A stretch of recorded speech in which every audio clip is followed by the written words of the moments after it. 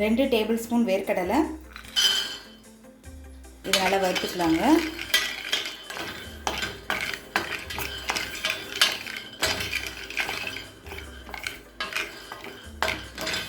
இப்போ வேர்க்கடலையே பாதி வறுத்தாச்சுங்க. 1 டீஸ்பூன் கடலைப்பருப்பு, 1 டீஸ்பூன் தனியா, 2 காஞ்ச மிளகாய்,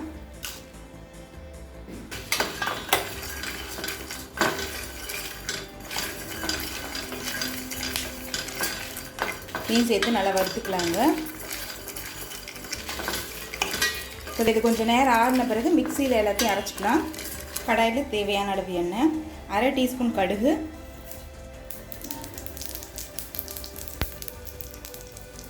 1/2 டீஸ்பூன் சீரகம், கொஞ்சம் கருவேப்பிலை, கொஞ்சம் பெருங்காயம், காயை சேர்த்துக்கலாம்.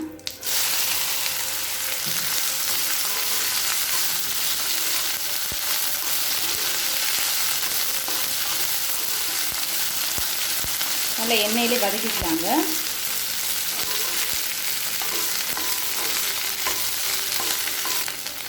தேவையான அளவு உப்பு,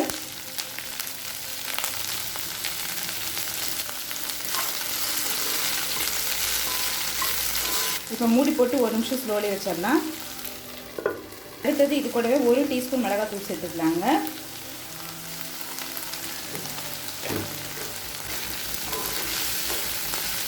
நம்ம கொத்தமல்லியெல்லாம் அதிலே சேர்த்துருக்கனால நான் மிளகாத்தூள் மட்டும் சேர்த்துருக்கேங்க. அந்த வழவழப்பு தன்மைலாம் குறைஞ்சிருச்சு. வெண்டைக்காய் ஃப்ரைக்கு நீங்கள் எவ்வளோ மெல்லிசாக போடுறீங்களோ அவ்வளோ சீக்கிரம் வெந்துடும். அதே நேரத்தில் நல்ல மொறுமொறுன்னு இருக்கும். இப்போ மிளகாத்தூள் சேர்த்துட்ட பிறகு ஒரு 5 நிமிஷம் ஸ்லோலி வச்சுருந்தேங்க. பாருங்கள், கொஞ்சம் கொஞ்சமாக கிறிஸ்பி ஆகிட்டே வருது. இப்போ நம்ம அரைச்சி வச்சுருக்க பொடியிலேருந்து 2 டீஸ்பூன் சேர்த்துக்கலாம்.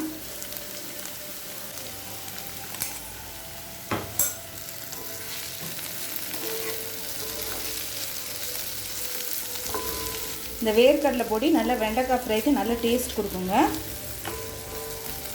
இந்த பொடி சேர்த்துட்ட பிறகு ஒரு 2 நிமிஷம் ஸ்லோவில் இருந்தால் போதும். இப்போ பொடி சேர்த்துட்ட பிறகு 2 நிமிஷம் ஆகிடுச்சுங்க. வெண்டைக்காய் பாருங்கள் நல்லா ஃப்ரை ஆகிடுச்சு, உதிரி உதிரி ஆகிடுச்சு பாருங்கள்.